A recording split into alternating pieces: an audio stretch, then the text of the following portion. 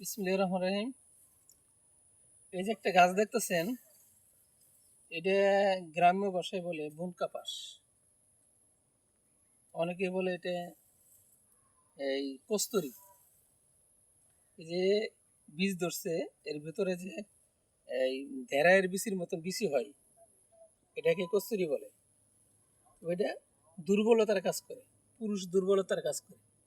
আপনি এটা শিকড় বলে তুলবেন, তুলে ছেঁচে প্রতিদিন সকালবেলা খালি পেটে খাবেন, তাহলে দেখবেন যে আপনার দুর্বলতা কেটে যাবে। আর এই ঢেঁড়সগুলি এটা পাক করে খাওয়া যায়, অনেক জায়গায় পাক করেও খাওয়া। আপনি দেখেন এই গাছটা, এটা আবার লুম আছে পাতার মধ্যে। এই পাতাটা ভালো না, এই যে পাতাটা, হ্যাঁ, সুন্দর ফুল ধরে, মোটামুটি আর কি ঢেঁড়স গাছের মতোই দেখা যায়। এই যে দেখেন পাতা ফুল, ফুলটা এটা এই বিকালবেলা মুজে জায়গা, সকালবেলা ফুটে। এই যে আরো অনেকটি ফুল আছে, এই যে একটা ফুল বিকালবেলা তো হয়ে গেছে গা, তবে বিকাল সকালবেলা ফুটে আর বিকালে মজা জায়গা। এটা হইতেছে দুর্বলতার ওষুধ। আরও অনেক রোগের ওষুধ হয়, তবে এটা দুর্বলতার জন্য আজকে বললাম। অন্য অন্য ভিডিওতে আমরা বলে দিব।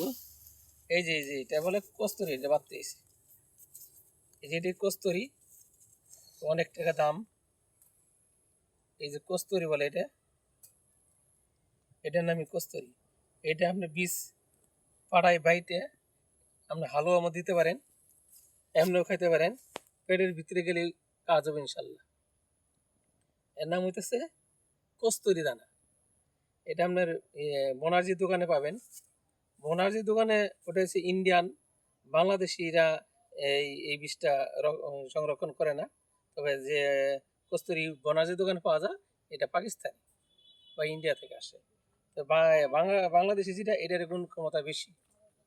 হ্যাঁ, এটা হচ্ছে দুর্বলতার জন্য দিলাম। আর অন্যান্য রোগের চিকিৎসা দেই আমরা, বংশগত কবিরাজ।